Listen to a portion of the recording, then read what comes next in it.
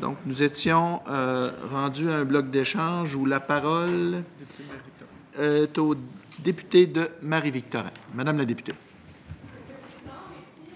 À tous, ça me fait plaisir aujourd'hui d'intervenir dans le cadre de l'étude des crédits sur le volet éducation. Comme députée de Marie-Victorin, c'est vraiment un enjeu qui me tient énormément à cœur et j'ai déjà eu l'occasion de m'entretenir à quelques reprises avec le ministre sur des projets qui ont cours dans ma circonscription, spécialement au niveau des cours d'école.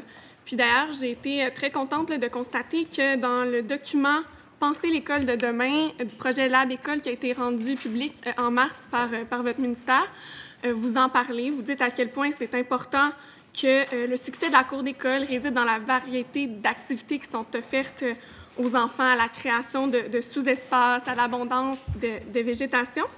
Puis donc, vous dites que nous devons laisser l'inspiration nous guider pour créer l'école de demain à l'image de la nouvelle génération. Justement, le programme d'embellissement des cours scolaires qui est en partie financé par le ministère de l'Éducation, à mon sens, mériterait d'être vu, puis je voulais davantage connaître les intentions du ministre à cet égard-là. On n'a pas le chiffre précis, puis peut-être qu'il peut nous le donner, mais les projets sont financés souvent là, entre 25 et 40 % jusqu'à concurrence d'un montant de 25 000 $. Sauf ce qui arrive, c'est que dans des situations comme dans la circonscription de Marie-Victorin, où il y a vraiment plusieurs quartiers défavorisés, ça devient extrêmement difficile pour les écoles de demander au milieu de contribuer pour le montant qui reste à donner pour l'embellissement de la cour d'école, étant donné que c'est des gens qui ont de la difficulté au niveau économique. Donc, la contribution des parents, elle a une limite, par exemple. Donc, moi, ce que je voulais savoir, c'est si le ministre était ouvert à augmenter le pourcentage, notamment pour les écoles défavorisées, duquel le ministère de l'Éducation pourrait financer l'embellissement des cours d'école. Monsieur le ministre. Oui, bien, c'est intéressant d'avoir cette question-là parce qu'effectivement, on parle de belles écoles, construction, rénovation, agrandissement. On ne parle pas suffisamment des cours d'école qui sont pour les enfants du primaire des lieux très importants parce que c'est là qu'ils sont le matin, après ça, à la récréation du matin, au moment du dîner, maintenant à la récréation de l'après-midi de minimum de 20 minutes, et après l'école, lors du service de garde, ça fait quand même un certain temps qui passe là. Quand c'est des fois un désert de bitume, c'est un peu déprimant. Le budget, pour répondre à la question de ma collègue, c'est de 3 millions de dollars par année. Il n'y a pas toujours eu un budget réservé pour l'aménagement et l'embellissement des cours d'école. En ce moment, c'est vrai que le plafond est de 25 000 $.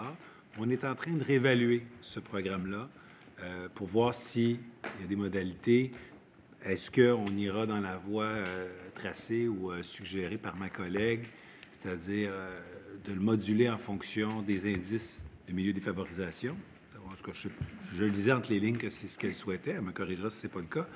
Je ne peux pas, sincèrement, y aller tout de suite avec une prise de position, mais ce que je vous dis, c'est qu'on fait des travaux en ce moment au ministère pour voir de quelle façon mieux affecter ce montant-là, qui est maintenant de 3 millions de dollars par année. Madame la députée de Marie-Victorin pour 3 minutes 45 secondes. Super, je suis vraiment ravie de l'entendre. Puis, en plus de ces travaux, si le ministre a envie de venir voir sur le terrain, bien, je l'invite à venir avec moi dans la circonscription de Marie-Victorin pour visiter certaines écoles comme l'école Hubert-Perron où la Cour a vraiment besoin d'amour et on compte sur vous pour augmenter les montants disponibles pour les écoles. Autrement, je voulais aussi savoir si pour les projets qui sont en cours cette année, vous allez donner les autorisations d'ici la fin du mois de mai pour pouvoir aller de l'avant, parce qu'on sait qu'en 2017, il y avait beaucoup de projets qui n'avaient pas pu être réalisés pour la rentrée des projets d'embellissement des cours d'école en raison du délai. Donc, les projets avaient été autorisés par le ministère seulement en juin. Ils n'avaient pas eu le temps d'aller de l'avant. Donc, est-ce que cette année, vous vous engagez à les autoriser au mois de mai? Monsieur le ministre. On va faire ça le plus rapidement possible.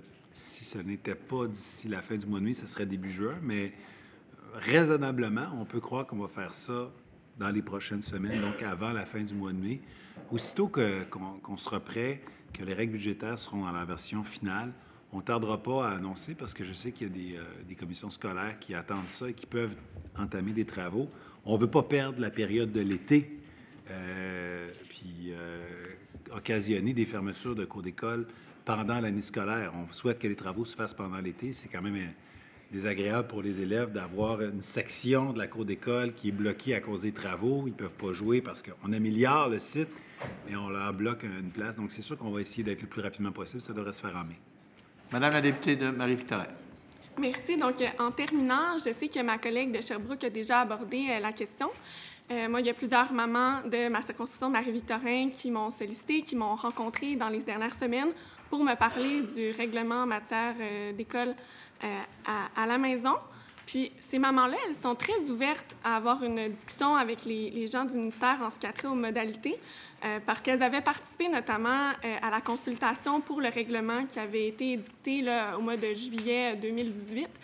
Et elles tendent la main au ministre, puis en fait, elles se demandent pourquoi vous n'avez pas consulté la table de concertation qui avait été mise sur pied l'an dernier pour savoir quelles étaient leurs attentes, parce que c'est clair que pour elles, c'est difficile de répondre aux exigences, par exemple, en ce qui a trait aux examens du ministère de l'Éducation, alors qu'il y avait déjà une diversité de moyens d'évaluation qui avaient été proposés, plus adaptés dans le cas de certains enfants qui bénéficient de l'école à la maison, parce que chaque situation est unique, chaque situation est particulière. On sait que ça fait vivre beaucoup de stress aux enfants, la question des examens ministériels, surtout quand l'enfant vit un problème d'apprentissage particulier, qui est souvent, en fait, la raison pour laquelle le parent va décider de le garder à la maison. Donc, est-ce que le ministre est ouvert et est-ce qu'il serait prêt à rencontrer la table de concertation qui avait été mise sur pied? Monsieur le ministre, pour 40 secondes. Bien, il y a plusieurs consultations qui ont eu lieu dans la dernière année. Il faut se dire que le dernier projet de loi du précédent gouvernement, ça fait pas longtemps qu'il y a eu lieu.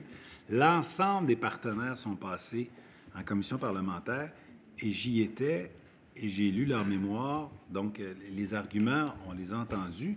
Cependant, il y a une période de consultation, puis elle est réelle, la période de consultation. On reçoit des dizaines, des centaines de lettres, de courriels, de personnes qui donnent leur avis, certains qui sont en défaveur du projet, certains qui sont en faveur, d'autres qui proposent des amendements.